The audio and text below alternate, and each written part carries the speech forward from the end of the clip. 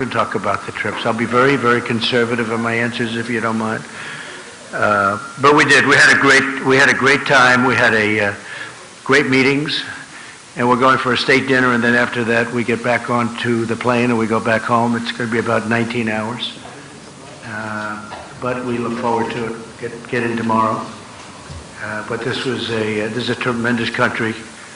It's 1.4 billion, probably at least the most people, and it's a tremendous market, and they really like us, and I think they like us more now than they've ever liked us, frankly. We have a terrific, a really great relationship between the Prime Minister and myself. So we're going to be doing a lot of things. I think it was really, really worth it. You may ask about the coronavirus, which is very well under control in our country. We have very few people with it, and the people that have it are, in all cases, I have not heard anything other. Maybe there's something new, because for 2 days I haven't been seeing too much of that news, of very much news, because it's been very all-encompassing. We've accomplished a lot here. We had a lot of meetings, as you know. But the people are getting better. They're all getting better. We brought in some Americans from a ship because it was really the right thing to do, and they're in quarantine. And we think they'll be in very good shape very, very soon. We discussed a lot of different elements. We actually discussed the coronavirus, and at this moment, India doesn't have much of a problem, they feel. It wasn't expressed that they did, which is great. And I think that whole situation will start working out. A lot of talent, a lot of brain power is being put behind it. $2.5 billion we're putting in. I see that Chuck Schumer criticized that he thought it should be more. And if I gave more, he'd say it should be less.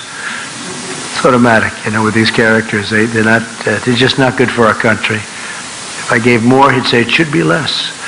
But that's what they do. In the meantime, that's all they can do. They're not getting anything done. We have so many things we could get done. We could so easily do prescription drug. Last year was the first year in 51 years where prescription drug prices went down. But we could drive them down really well if we had the Democrat votes. We need some additional votes. We would really drive them down, as you know. So with that, I think what we'll do is take some questions, and we'll go to a nice state dinner, and then we go home. Yeah, John, go ahead. Mr. President, you just addressed coronavirus, so I will put that aside for the moment. You tweeted about Justice Sotomayor yesterday, saying that she and Justice Ginsburg should recuse themselves from future cases dealing with the administration. What is the basis for your opinion on that? Well, it's very obvious. I always thought that, frankly, that Justice Ginsburg should do it because she went wild during the campaign when I was running. I don't know who she was for. Perhaps she was for Hillary Clinton, if you can believe it. But she said some things that were obviously very inappropriate. She later sort of apologized. I wouldn't say it was an apology, but she sort of apologized. And then Justice Sotomayor said what she said yesterday. You know very well what she said yesterday. It was a big story. And I just don't know how they can not recuse themselves for anything having to do with Trump or Trump-related. The right thing to do is that. Now, as a Supreme Court justice is a different standard, but at the same time, I think it's a higher standard in a certain sense. So they'll have to decide what to do. But her statement was so inappropriate when you're a justice of the Supreme Court, and it's almost what she's trying to do is take the people that do feel a different way and get them to vote the way that she would like them to vote. I just thought it was so inappropriate, such a terrible statement for a Supreme Court justice. What was inappropriate about the statement? I'm not an attorney, so I can't really look into you know what these, the statement was, John. She seemed to criticize the White House for running to the Supreme Court at the drop of a hat to seek a No, I don't think that was it. But I think what she did say is she's trying to shame, the way I look at it, she's trying to shame people with perhaps a different view into voting her way. And that's so inappropriate. So let's see what happens. We have things, whether or not they recuse themselves, both. Look, Justice Ginsburg, during my campaign, I protested at the time. She apologized in a very minor form. And what Justice Sotomayor said yesterday was really highly inappropriate, and everybody agrees to that.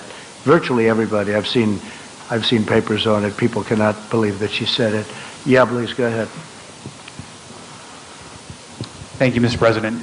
The intelligence community believes that Russia is trying to meddle in the 2020 election. Do you agree with their assessment?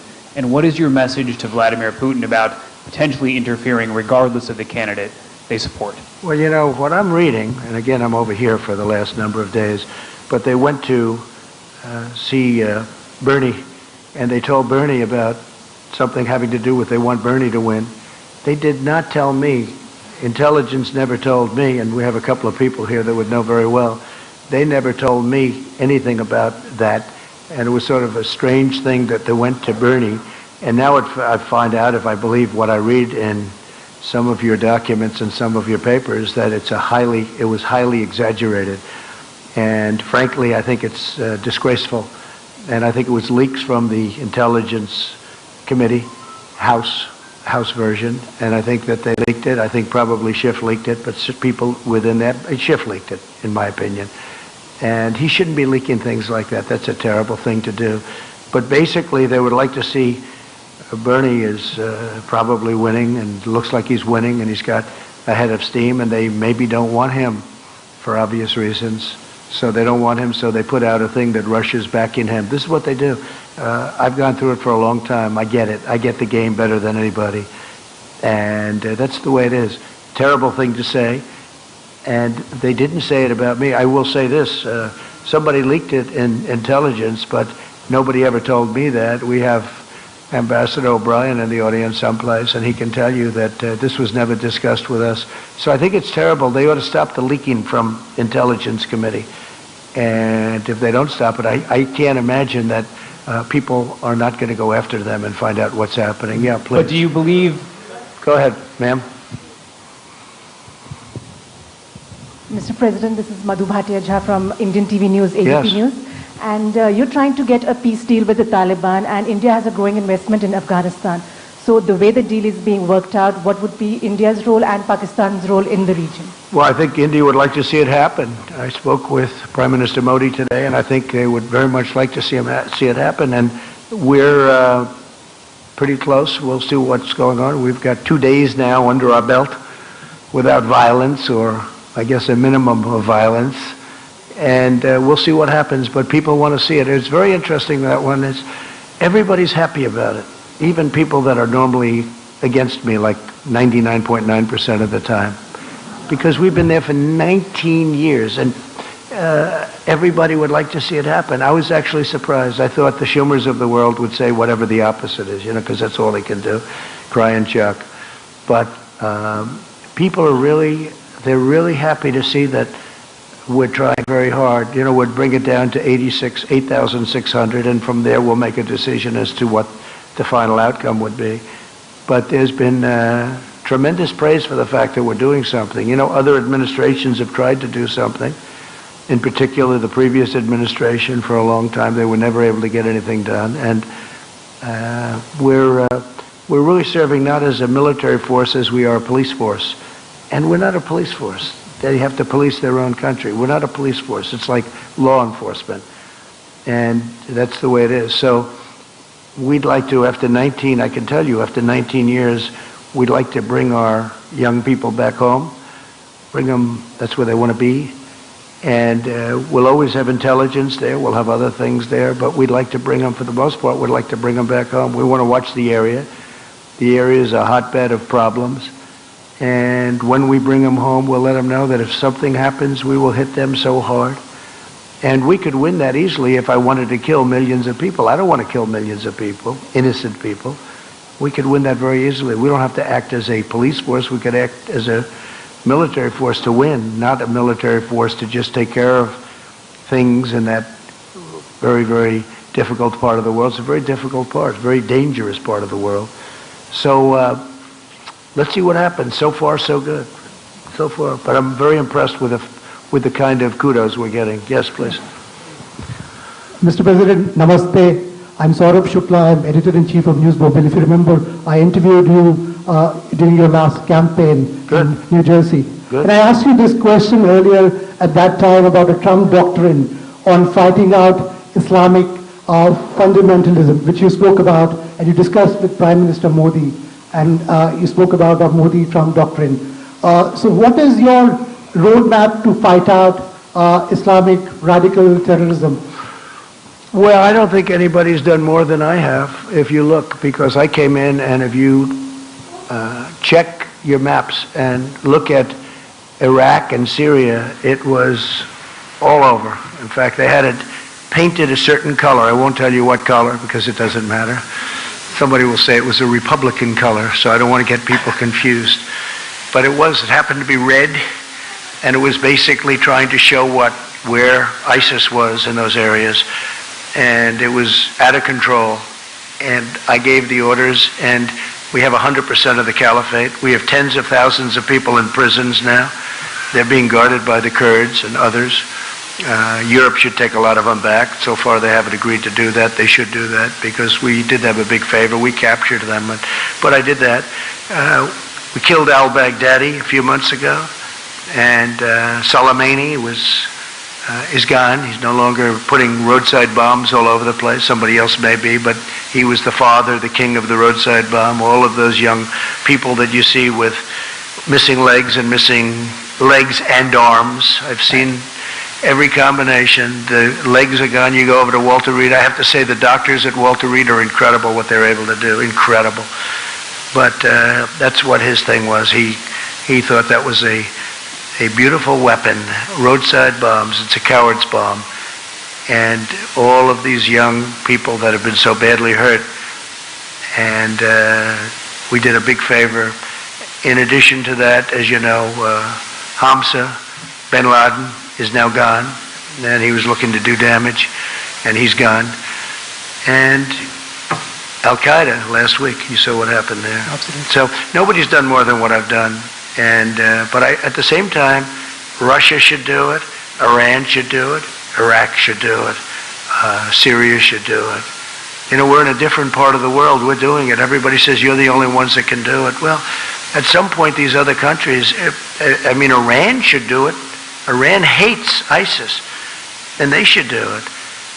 And we've done a great job. We've taken our soldiers essentially out of Syria, except for little hot spots that we forget, will do, that develop. But we've taken the oil, and the soldiers we have there are the ones guarding the oil. We have the oil. So that's all we have there. And now we have, if you look, we are down to a small force in Iraq, and we're down to a small force very shortly, but right now even we have a small force in Afghanistan. And so we're moving out and moving around, but the only soldiers we have in terms of Syria, the predominant number of soldiers are the ones guarding the oil. What about terror groups in Pakistan, sir? That's a big concern in this region, and there are a lot of terror groups who pose dangers to the United States and democracies like India as well. Yeah, no, I agree, but you also have other countries that can do this. The United States is 8,000 miles away, and they're all saying, could you do it? Yeah, we could do it. We've been doing it for a long time, but I've been doing it much better than anyone else has done it. I mean, what we've done in the last couple of years has been incredible. We have 100% of the caliphate. Remember, we had 99%. I'd say, good, we're leaving. And I was hit with, people couldn't believe it. They said, do 100. So we did 100.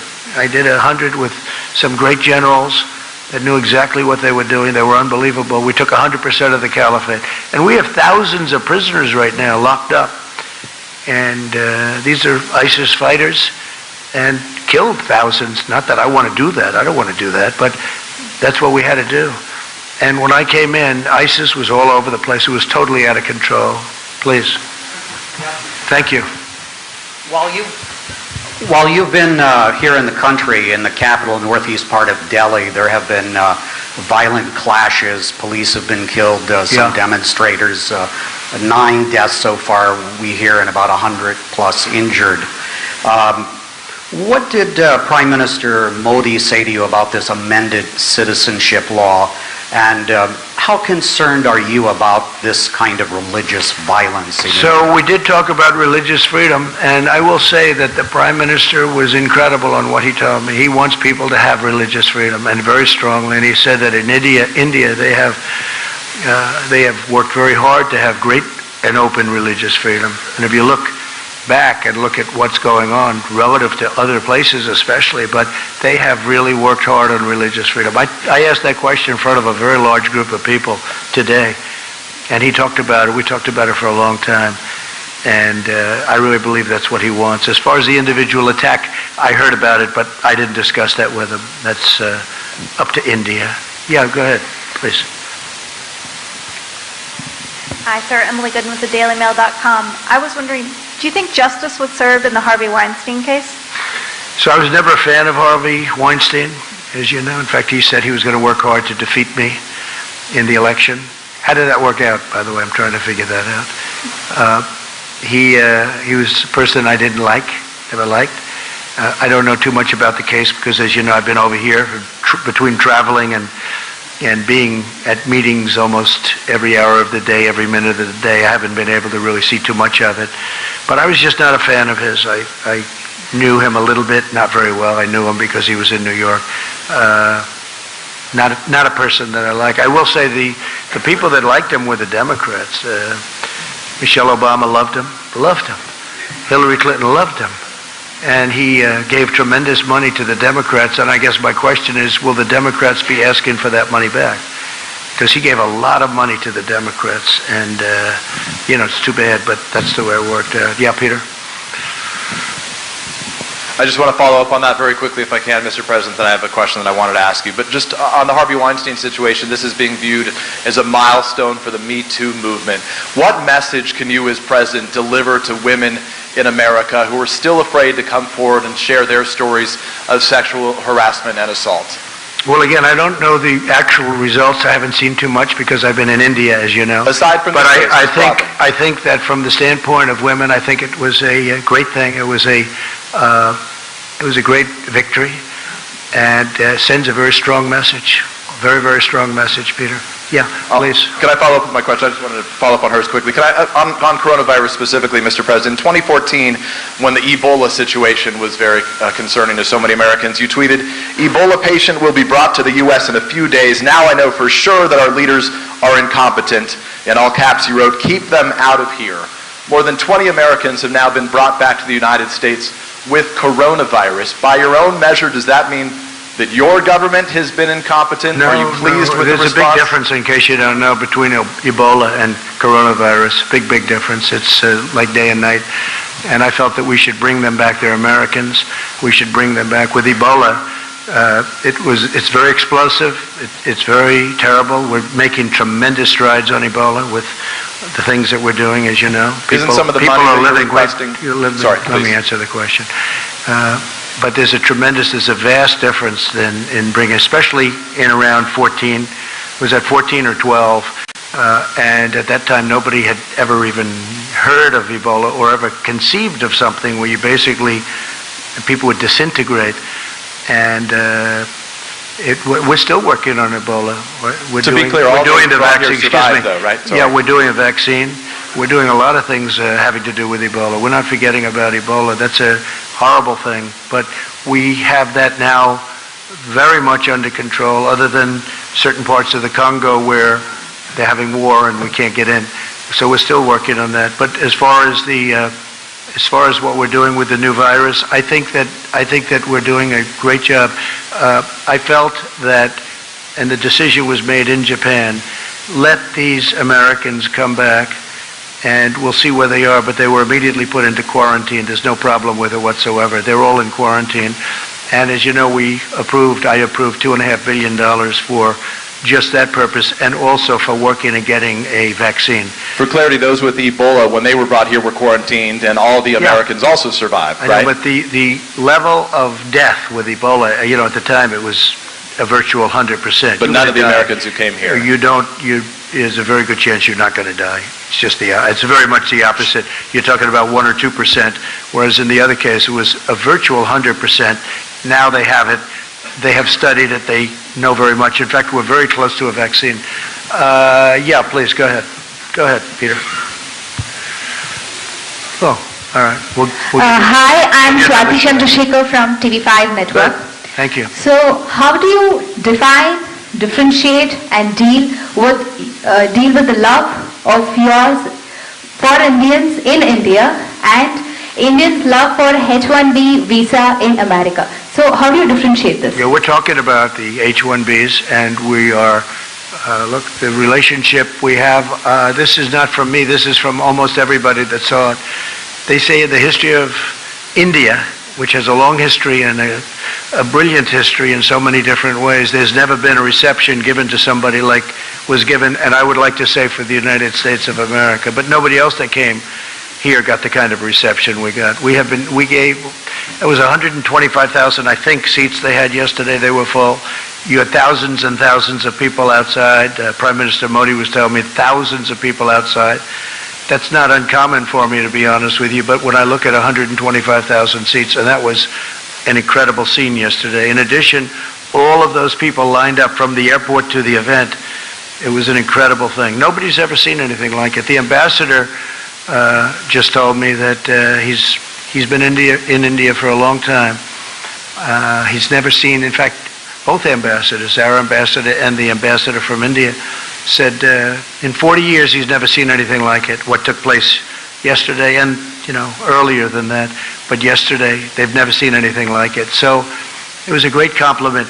It was a great compliment to our country. I'm the leader of the country, but it was a great compliment to our country. But Prime Minister Modi said today they've never, ever had any event like that. In fact, they said usually when somebody comes in, they have to look for people to fill up the areas. They said there was something very special. Look, it's a massive country in terms of its population, and people just wanted to see, they wanted to pay their respect to the United States, and so I appreciate it. I was a recipient in a sense, but I was just really representing the country. Yeah, Peter, go ahead. Thank you. Sorry, thank you, Mr. President. Appreciate it. Go ahead.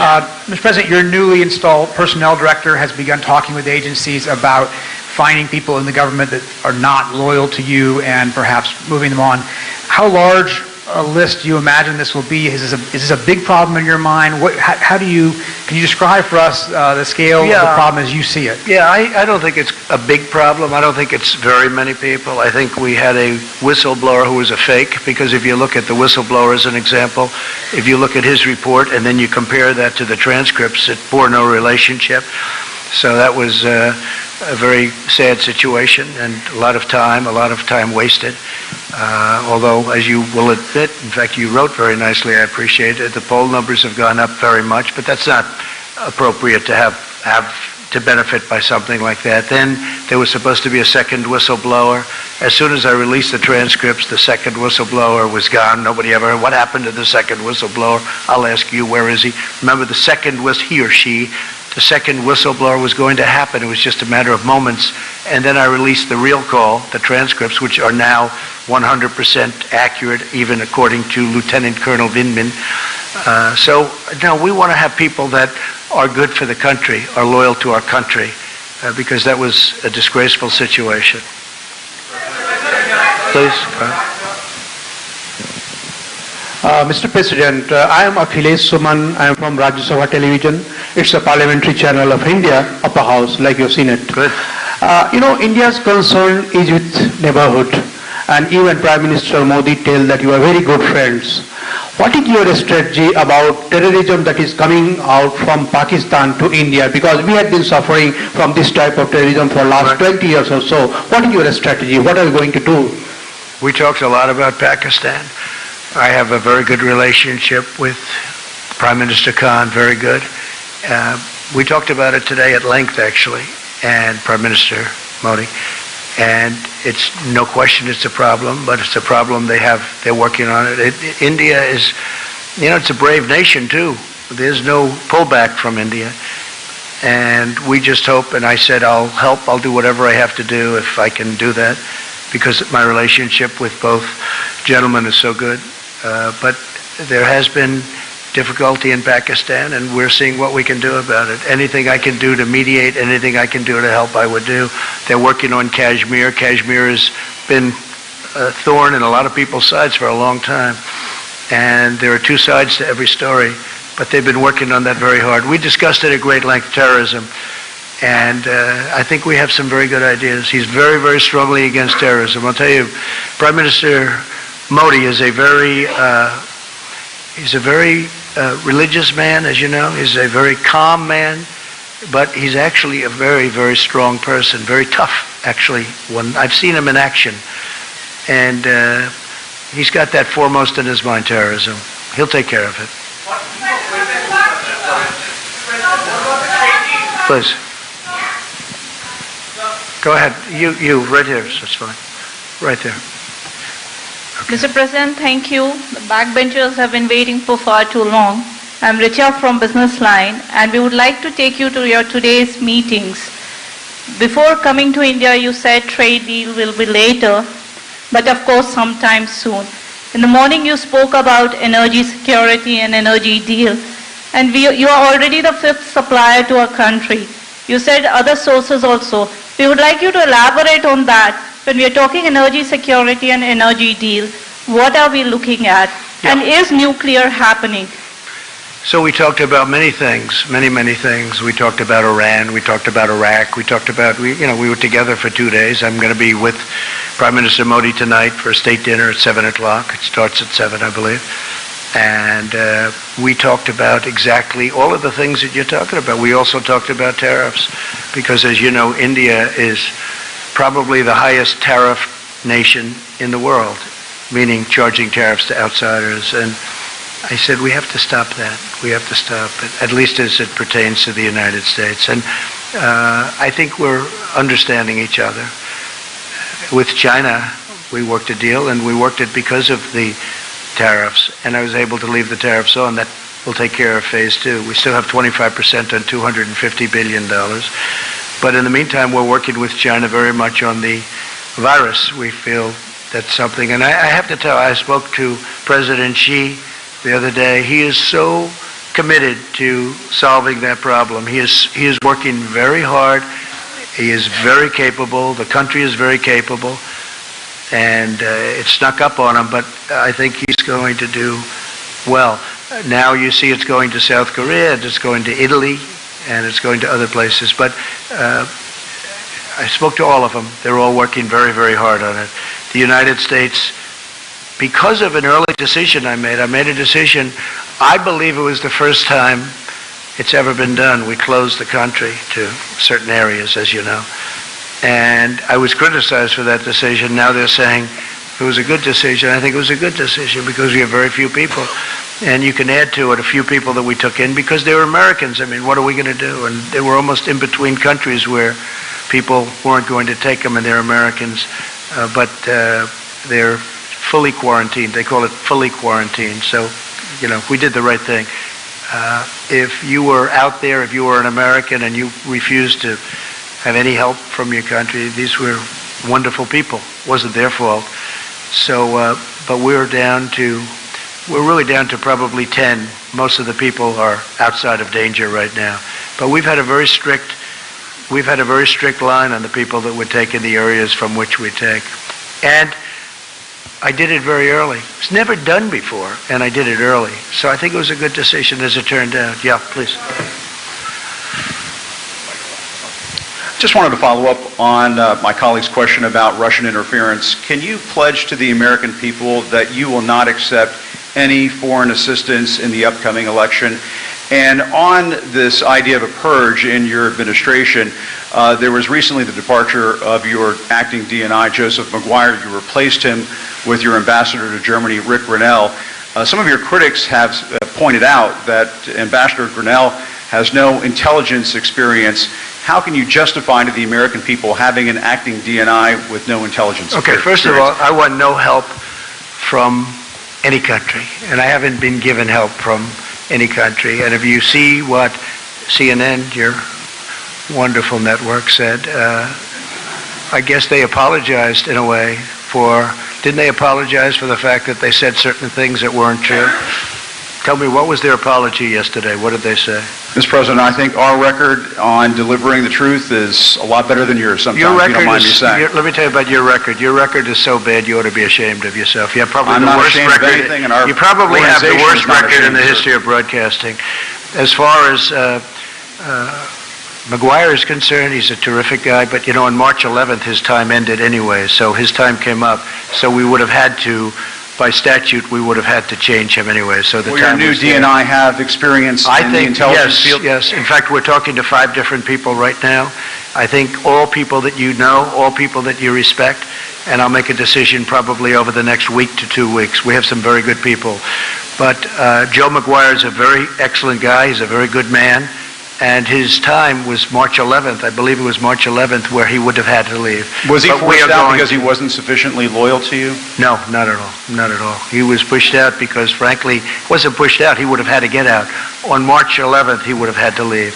But we're going to be making a decision on DNI very shortly. Thank you, sir. Yeah, please.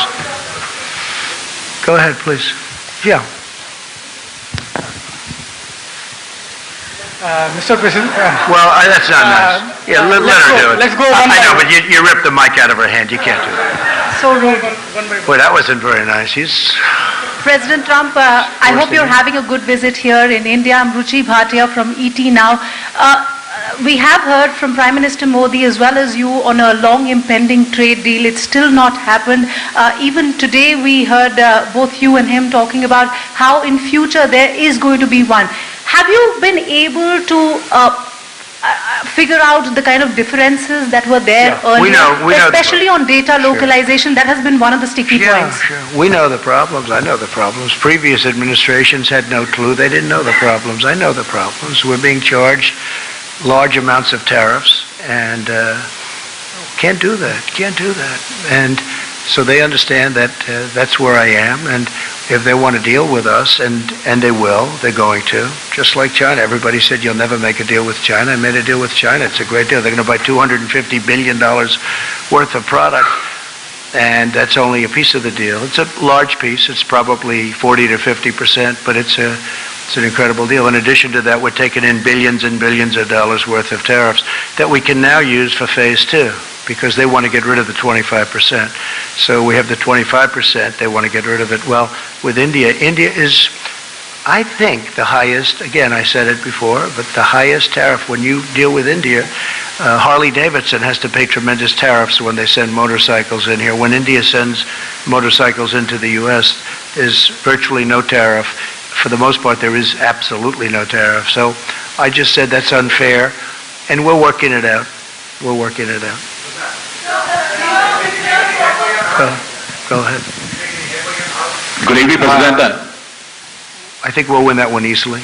We're working on that. Yeah, we're working on that, Joe. Good evening, President. This It's is just not a Roger. fair situation when one company is paying 100% in the case of numerous companies, not just Harley, but where they're paying tremendous. And actually tariffs were raised not too long ago.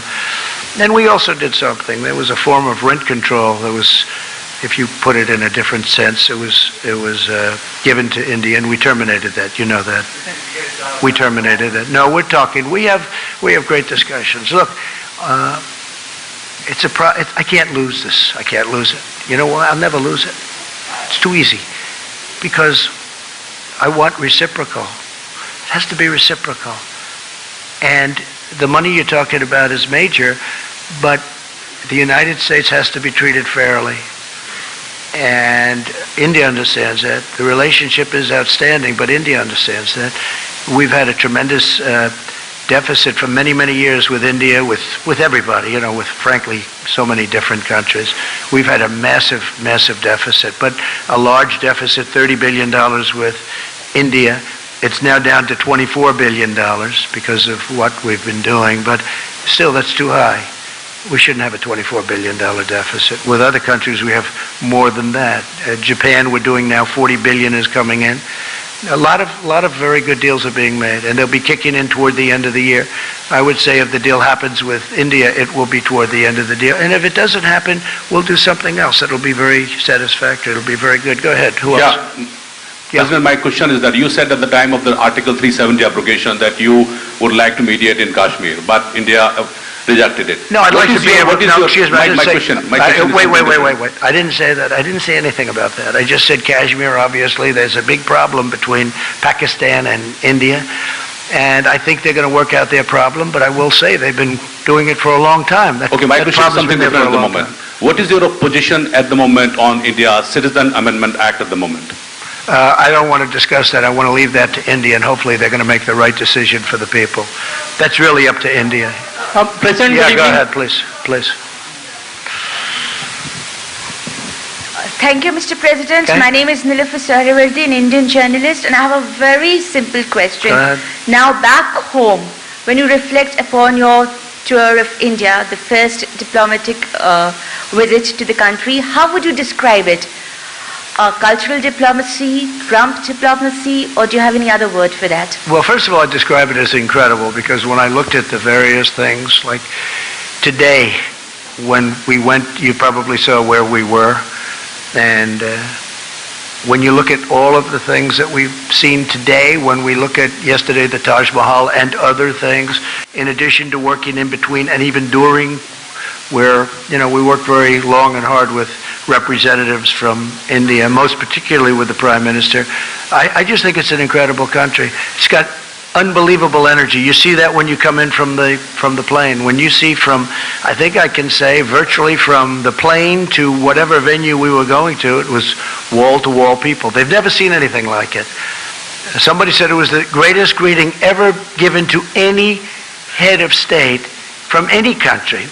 Now, India has more people than any other country, a little bit more than China, a little bit tiny. How would you describe it diplomatically? Is it Trump diplomacy? I think the diplomacy is a diplomacy of great friendship and respect, and I think it's going to all work out very well. I really do. I admire your country tremendously. I respect your Prime Minister tremendously, and I think it's really a diplomacy of friendship, and I think it's going to work out very well. Okay? Okay? Go ahead, please. Please, go ahead. Right next to Steve. Thank you, Mr. President. As you know, the Chinese government recently ejected several Wall Street Journal reporters. What is your administration considering to do in retaliation to that move? Are you considering banning or restricting the access Chinese journalists, for example, have to the United States? So I haven't really been given a full briefing on that. We're going to look at it. We will look at it. It's something that I don't like to see. I don't think it's fair because we give very good access. Maybe some people would say we give too good. I don't believe in that. I think we give very good access, so I don't think it's fair. But we'll have a decision made on that relatively soon. Okay? Thank you. Good question. Please, go ahead. Go ahead. Go ahead.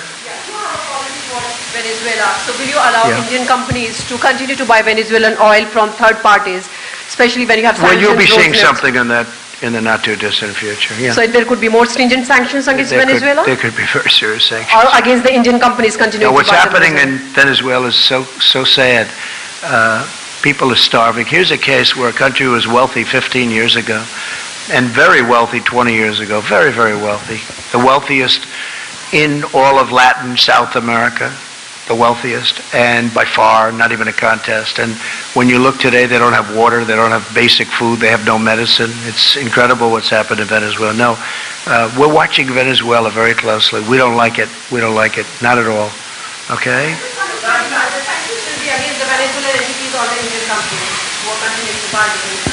You're going to see in a little while. You're asking a question right in the middle of us doing something. Go ahead, please. Ali McBall from BBC. There were some back home that were hoping you would raise concerns about some of these policies that Prime Minister Modi has introduced that discriminate against Muslims, and also about a rise in hate crimes here in India. But as someone Well, we did discuss that, and we discussed that, and specifically Muslims, and we also discussed Christians. But someone I had a very powerful answer from the Prime Minister. We talked about religious liberty for a long period of time in front of a lot of people, and I had a very, very powerful answer. And as far as Muslims are concerned, as he told me, I guess they have 200 million Muslims in India, and a fairly short while ago they had 14 million. And he said that they're working very closely with the Muslim community. But so you yourself have been criticized for policies that have discriminated against Muslims, like the travel ban. There's also been a rise in hate Well, crimes over the last couple of years in the US. So are you in a position to talk to him about those subjects? Yeah, I won the travel ban, as you probably know. A lot of people said I lost it. No, I won the travel ban, and we use the travel ban where we think there's, not based on religion, but where we think there's going to be trouble, where we're looking at certain countries. As you know, we added a few countries onto it. But we won the travel ban, and we won it in the Supreme Court. So the travel ban is not a thing against Muslims. It's a thing against areas where we don't want people coming into our country that are going to cause problems, cause harm, cause death, hurt our people. And I feel very strongly about that. Okay, please go ahead. Thank you very much, Mr. Thank you. President. Thank you very much. Thank you. I'm Qin Yishan with Shanghai Media Group. I'd like to know, some people say that India could be to the U.S. in Asia during the 21st century what the UK was in Europe during the 20th century. How do you view it? Well, I think that India is going to be a tremendous player over the next, it's now, right? But over the next period of 50 years and 100 years, look, you're talking about the largest population in the world. You're talking about a tremendous country in terms of its heritage, its potential wealth, frankly. Right now, they have incredible potential. Economically, they have great potential. Their schooling system is getting better all the time. They're doing a fantastic job in certain sectors with respect to education. We see it. In the United States, we see it. We have a lot of Indian students coming to our schools. They're great students, and they've done fantastically well at our schools. But we have, thousands and thousands of people coming from India coming to our colleges in particular, schools, but our colleges in particular. No, India's got a phenomenal future. I mean, you can rarely think of a place that has a better future than India, and highly respected, especially with leadership like Prime Minister, right? Modi. Yeah. Go ahead. Pick one. Go ahead. Sir, Rituparna from CNBC TV 18 India. American companies have been investing in India for a long, long time. Are you satisfied with the Indian investment regime, especially on issues like multi-brand retail and e-commerce, on which companies from US have a lot of interest in? So I'm very satisfied because they're investing tremendous amounts of money. I met Mr. Patel a little while ago. He's the largest steel person in the world by far. I don't think there's even a contest. And he's going to be building $1 billion plant in Alabama. We had the press, I left him in there, always a risky thing to do. But if you see let's say we asked, answered 15 questions, they were talking about how much better it is to work in the United States now in terms of their investment. They have done a fantastic job. These are some of the biggest entrepreneurs in the world. I'm not even sure if the media really understood who they were. I knew many of them, certainly heard of all of them. The job they've done is incredible. But Mr. Patel, who's the biggest steel company, certainly the biggest steel individual, but I think he's the biggest steel company by a lot. He's investing billions of dollars in the United States, and he's only doing it because of what I've done to bring back the steel industry. The steel industry was dead, absolutely dead in the United States, and now it's a vibrant industry. It's incredible, and we need it. Again, we need it for defense. It's not just like certain industries that you don't need. We need it for defense. But he was glowing, and one of the reasons he's spending $1 billion in Alabama and more money in other places in the United States is because we brought it back. So we're very proud of that. So I think what we'll do is we're going to see some of you on the plane on the way back. It's been an honor to be here. It's an incredible place with incredible leadership and an unbelievable future. And I just want to thank you all, and I'll see you back in the States, and I think some of you are on the plane, and we can talk a little bit on the plane too. Thank you very much, everybody. Thank you very much.